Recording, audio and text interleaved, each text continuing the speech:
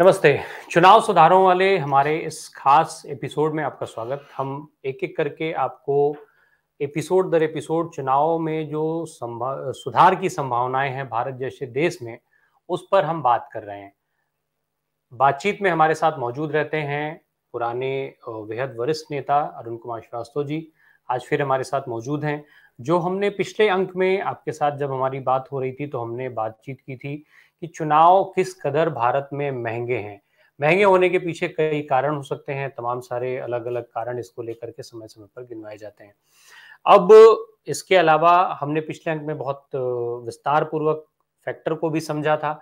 आज के हम इस अंक में जानने की कोशिश करेंगे कि किस तरीके से जो ये महँगे चुनाव हैं, उन पर कंट्रोल किया जाए और इस पर जो बेतहाशा खर्च है, उसको नियंत्रित किया जाए। अरुण जी, बहुत स्वागत हमारे कार्यक्रम में आपका। पिछले अंक में हम लोगों ने तमाम इस चुनाव सुधार के क्रम में चुनाव के महँगे होने की बात की थी।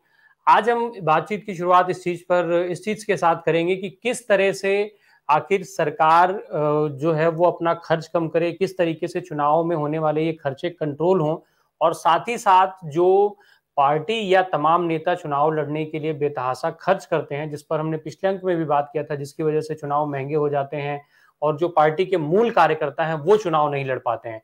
तो चुनाव सुधारों के क्रम में इसको लेकर के क्या योजनाएँ सरकार को बनानी चाहिए और साथ ही साथ क्या योजनाएँ जो है वो पार्टियों को अपने लिए और अपने प्रत्याशियों के लिए तय करना चाहिए, जिससे चुनाव में होने वाले इन बेतहाशा खर्च पर लगाम लगाई जा सके? अरुण जी। पिछले एपिसोड में हमने विस्तार पूर्वक ये बताया था कि सरकार के ऊपर क्या उसका असर पड़ता है। बार बार चुनाव होने से सरकारी कर्मचारी चुनाव कराने में व्यस्त रहते हैं, जबकि उनको विकास कार्यों की निगरानी नहीं कर पाते हैं और राजनीतिक दल को भी बड़ी समस्याएं खड़ी होती हैं अपनी पार्टी बनाने के लिए। इस पर हमने थोड़ा विस्तार से पिछली बार बात किया था, उसी को आगे मैं बढ़ाता हूं। एक तो जब भी चुनाव अनाउंस हो जाता है, अनाउंस होने के पहले ही आचार संहिता लग जाती है।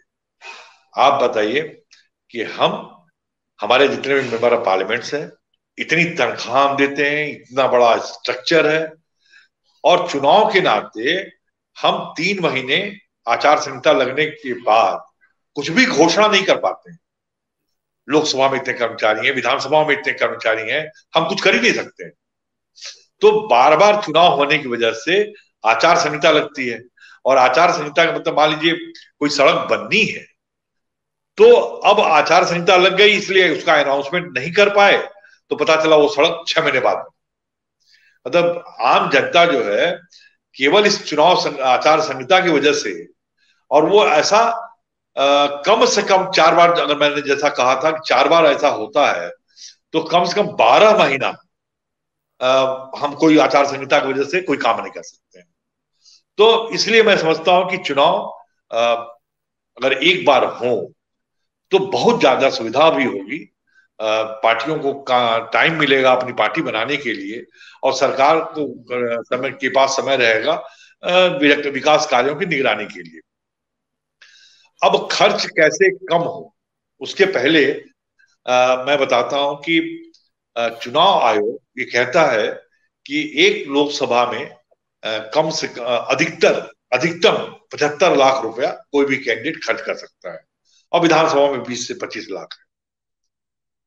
पहले तो मैं ये जानना चाहता हूं, मैं ये समझ नहीं पा रहा हूं, मैं एक राजनीतिक व्यक्ति हूं, कि एक साधारण कार्यकर्ता या पार्टी का एक्टिव मेंबर जो दिन भर पार्टी के लिए काम करता है और जनता की सेवा में लगा रहता है, उसके पास 25 लाख रुपए कहां से आएंगे कोई विधानसभा चुनाव लड़ पाए, और 75 लाख तो और भी मुश्किल है।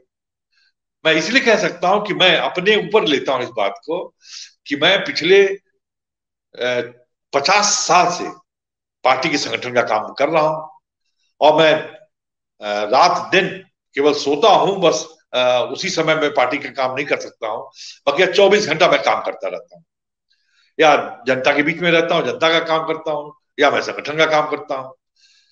मेरे पास कब अवसर है कि हम पैसा इकट्ठा करने के लिए कोई काम ऐसा करें ताकि हमको वो पैसे दें?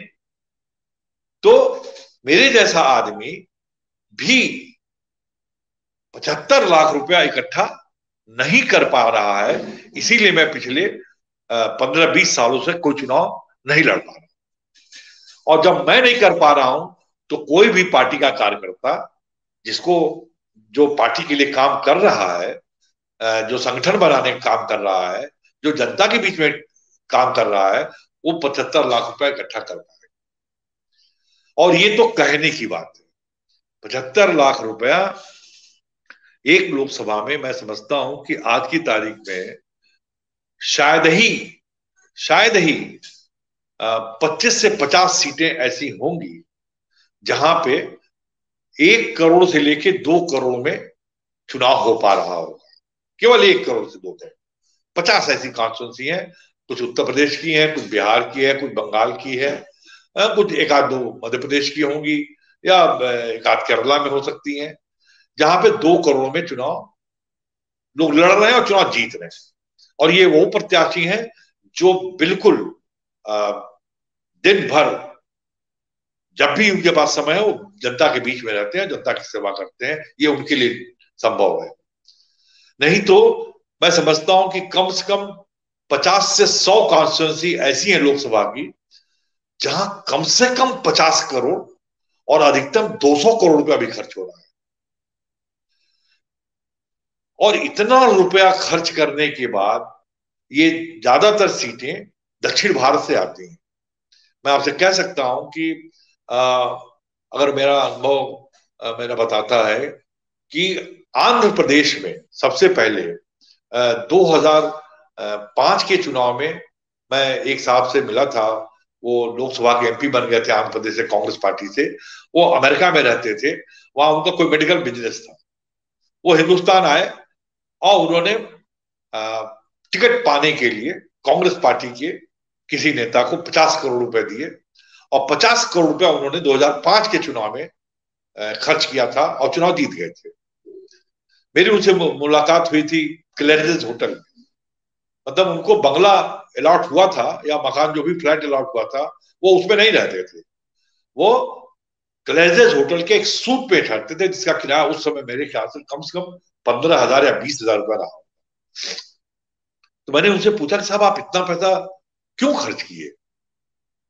तो उन्होंने कहा साहब एक एमपी बन जाने के बाद तमाम सुविधाएं मिलती हैं, किसी भी मंत्री से मिलने में कोई समय नहीं लगता है, और सरकार के किसी अधिकारी के पास जाइए as a member of parliament तो वो आपको सुनता है ठीक से। मेरे बिजनेस से भी संबंधित तमाम ऐसे कानून है जो किसी भी कमेटी का मैं मेंबर बन जाऊंगा और किसी हमारे मतलब की कोई कमेटी में हो जाऊंगा तो एक कामा फुल स्टॉप भी इधर उधर कर देने से 100 करोड़ रुपया हमें मिल जाएगा। अब इतना रुपया खर्च हो रहा है चुनाव में, और बकिया जगह पे वही 5 करोड़ से लेके 50 करोड़ तक के बीच में चुनाव में खर्च हो रहा है। चुनाव आयोग ने जरूर अपनी अहमियत दिखाया है। जब सेशन साहब चुनाव इलेक्शन कमिश्नर बने तो उस समय उन्होंने इतने काम किए, यद्यपि उनके बहुत सारे कामों से मैं बिल्कुल सहमत नहीं हूं, लेकिन उन्होंने ये दिखाया कि हाँ साहब कोई चुनाव आयोग है इस देश में जो बहुत सख्ती के साथ काम कर सकता है और लोगों को वोट डालने का अवसर पूरा मिलेगा। मैं समझता हूं शेषन साहब के टाइम में तो कम, लेकिन राव साहब जब इलेक्शन कमिश्नर हुए उन्होंने ये साबित कर दिया इस देश में कि हर आदमी अपना वोट डाल सकता है और उसमें कोई व्यवधान नहीं आएगी, जो एक बहुत बड़ी समस्या थी उस समय। इलेक्शन कमीशन का यह उपलब्धि बहुत बड़ी उपलब्धि है, लेकिन पैसे के मामले में चुनाव आयोग कुछ भी नहीं कर पाता है। केवल दिखावे के लिए हर चुनाव में 100-200 करोड़ रुपया, 300 करोड़ रुपया पकड़ा जाता है, बस, इससे ज्यादा नहीं। लेकिन कोई इसका बहुत ज्यादा असर नहीं होता है और खूब चुनाव में पैसा खर्च हो रहा है। अब इतना रुपया खर्च करने के बाद दूसरा जो एक सबसे बड़ी समस्या है कि कैंडिडेट पर तो अंकुश है कि वो 75 लाख केवल खर्च करेंगे, लेकिन पार्टी पे कोई अंकुश नहीं। अब पार्टी पर अंकुश नहीं होने के नाते आप कल्पना करिए कि अगर कोई पार्टी जिसके पास बहुत पैसा है वो रोज अखबारों में एक एक पेज विज्ञापन दे सकती है पार्टी की तरफ से, उसका खूब प्रचार हो सकता है। जैसे 2014 के चुनाव में जिस बड़े कैंपेन के साथ भारतीय जनता पार्टी चुनाव प्रचार में आई थी, रोज अखबारों में एक एक पेज, दो दो पेज के विज्ञापन छपते थे। देश भर में जितनी होर्डिंग्स थी सब भारतीय जनता पार्टी की, अधिकतम होर्डिंग भारतीय जनता पार्टी की थी। एक बहुत बड़ा पैसा उस समय खर्च हुआ केवल प्रचार पे। उसके पहले इतना पैसा किसी पार्टी ने चुनाव पे खर्च नहीं किया था। तो अगर हमारे पास 10,000 करोड़ रुपया है, 20,000 करोड़ रुपया पार्टी खर्च कर रही है, तो उसका कोई हिसाब किताब नहीं है, न उस पर कोई अंकुश है। मान लीजिए मैं मानता हूं कि मेरा अनुमान है जो मैंने पता लगाया है कि 2014 के चुनाव में भारतीय जनता पार्टी ने लगभग 30,000 करोड़ रुपया खर्च किए थे और कांग्रेस पार्टी ने 7,000 करोड़ रुपया खर्च किए। अब कल्पना करें आप कि कहां 7,000 करोड़, कहां 30,000 करोड़। आप प्रचार करने का आप पास इतनी सुविधाएं हैं, इतना संपन्न है आप कि किसी भी पार्टी मतदाता को आप प्रभावित कर सकते हैं।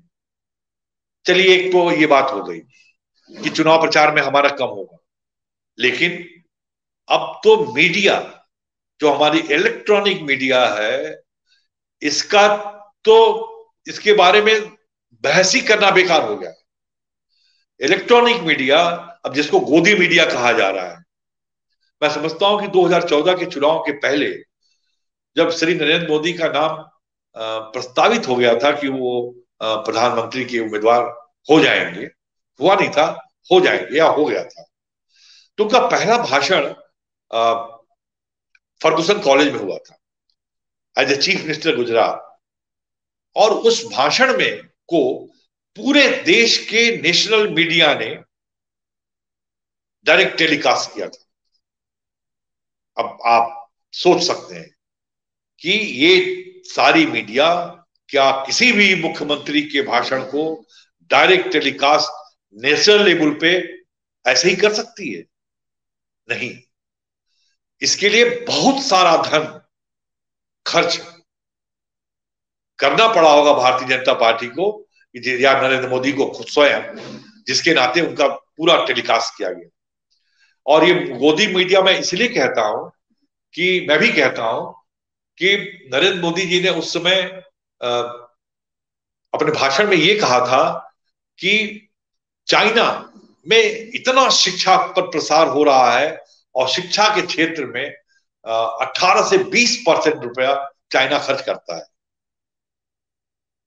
जबकि उसके दूसरे दिन ही चाइना सरकार के हमारे यहाँ के राजदूत ने ये क्लैरिफिकेशन किया कि हम केवल 3.5% खर्च करते हैं और भारत सरकार भी लगभग 4% खर्च करती है उस समय। लेकिन इस गोदी मीडिया ने उस झूठ को एक बार भी चैनल पे नहीं दिखाया कि नरेंद्र मोदी ने अपने लाइव टेलीकास्ट में यह भाषण दिया था जो सरासर झूठ था। लेकिन उस भाषण को तो दिखाया लोगों ने, झूठ बोला नरेंद्र मोदी ने ये बिल्कुल नहीं बताया। तो इस तरह से मतलब आप पैसे के बदौलत चुनाव को किस तरह से प्रभावित कर सकते हैं।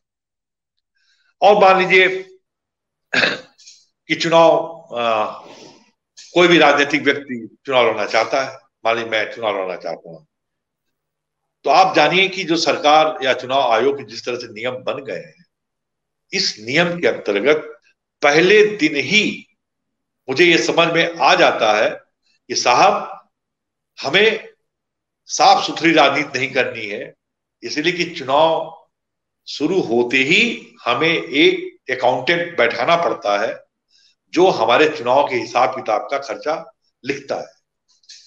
पहले दिन से ही हम अपराध बोध में आ जाते हैं, इसलिए कि चुनाव का जो खर्च है अगर वो सच दिखाया जाएगा तब तो हम चुनाव लड़ ही नहीं सकते हैं।